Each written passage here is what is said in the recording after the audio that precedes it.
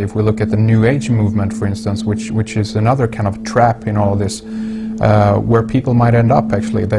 They're looking for something so bad that they're taking all these things that are handed to us or to them, but it's not really based on any real understanding. It's still kind of coming from a religious type of perspective.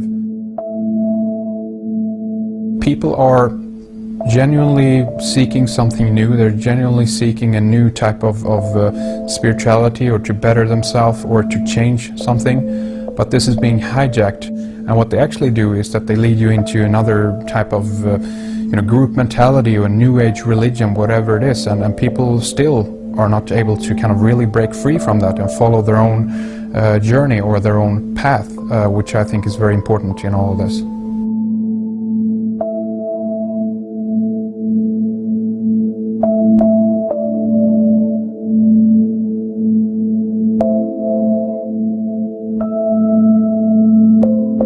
In the pre-Christian era, there were several cults of incredible power, most notably the stellar, solar, Saturnian, lunar, and mushroom cults.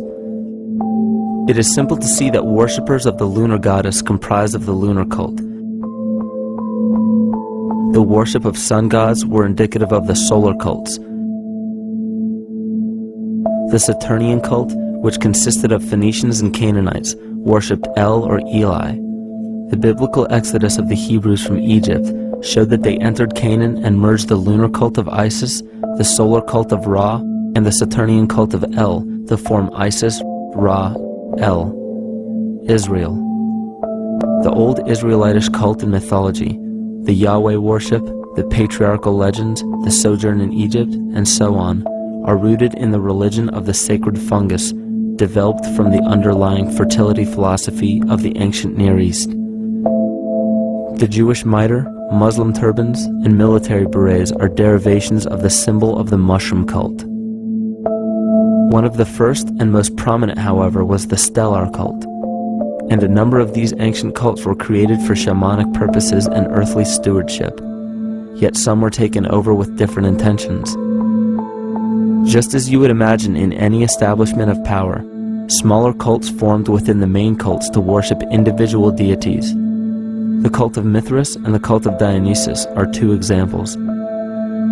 You still today can see the Mithraic or Phrygian cap on the symbol of the seated Liberty Dollar, the coat of arms of many countries, the reverse side of the flag of Paraguay, the seal of the United States Senate, and even involved in the solar cult holiday that we now call Christmas. In the cult of Dionysus, many festivals were celebrated, such as the Greater Dionysia, celebrated in Athens around the spring equinox.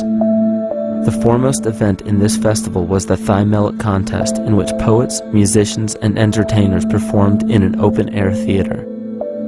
Musicians did not have to pay taxes, and members of the Artists Guild did not have to participate in military affairs. The cult of Dionysus is still alive to this day as the entertainment industry.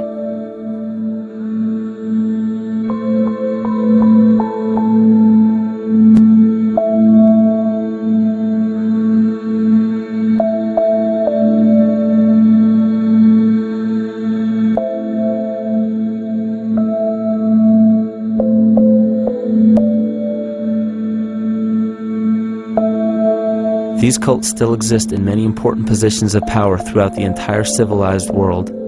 Yet the most important function of these groups is to manufacture the consent and complicity of the people. The conscious mind is the creative mind. It's the one that has your personal identity into it. It does the real thinking. And then there's a subconscious mind. Well, there's no entity in it. The subconscious mind is the equivalent of a tape player. It records behaviors, and then at the push of a button plays a behavior. It's automatic. It's a very convenient thing, because then we don't have to relearn all the time. Once you know it, you can make a pattern. The problem is that the basic patterns of belief and behavior that are programmed in the subconscious mind came from our teachers, primarily our parents, our family, and our community. So most people don't even understand how easily we're influenced by our environment. Every person that we encounter, every single situation that we're faced with, every little word that's said on television may not seem too influential to our conscious minds, but your unconscious is designed specifically to let every environmental signal influence you without your awareness. So the question is, are we leading conscious or unconscious lives? And now neuroscience has told us in the unfolding of our lives, only 5% of our life is controlled by our conscious mind, and 95% of the time controlled by the subconscious with programs from other people that were installed in there. And the problem is, it means when those programs are playing, we don't see them. And the skeptics will sit there and say, consciousness, archetypes, astrology? No. We create things with our hands, not our minds. Archetypes aren't physical. They can't influence me. But when you think of the fact that we're only conscious of this small little fraction of our behavior, what we don't realize is that entire countries, entire civilizations that think they're free and independent, but are unconsciously too afraid to be free and independent, they will beg to be governed. And if they can't do it themselves, who do you think will consciously or unconsciously take that responsibility? It usually ends up being that strong, masculine, animus archetypal figure. When we think we're in danger, we're not looking for our mother to nurture us. We want our father to protect us.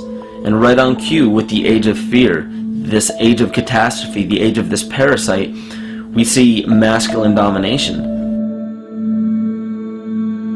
And one of the primary conduits for giving our responsibility and our conscious energy away is money. We surely don't want to admit that our dependency on money is flawed, because that would imply that the fault is our own, and God forbid we take responsibility for our lives, so we blame the money. This is the cornerstone of the entire illusion being built around us by the false ego. Money is said to be the root of all evil, yet it cannot be evil because money is only a symbol. Symbols carry only the faith and spirit of the observer.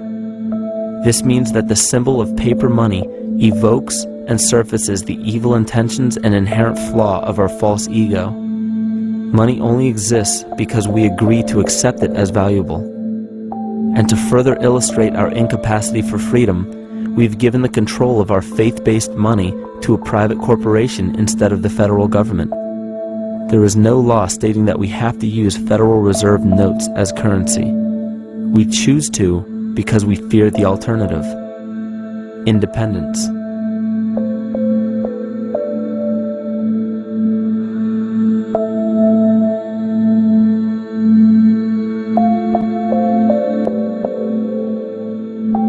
But it's not even really about money, it's about energy, because money is simply this material thing that allows billions of people to crave just one thing and put their energy into the same thing.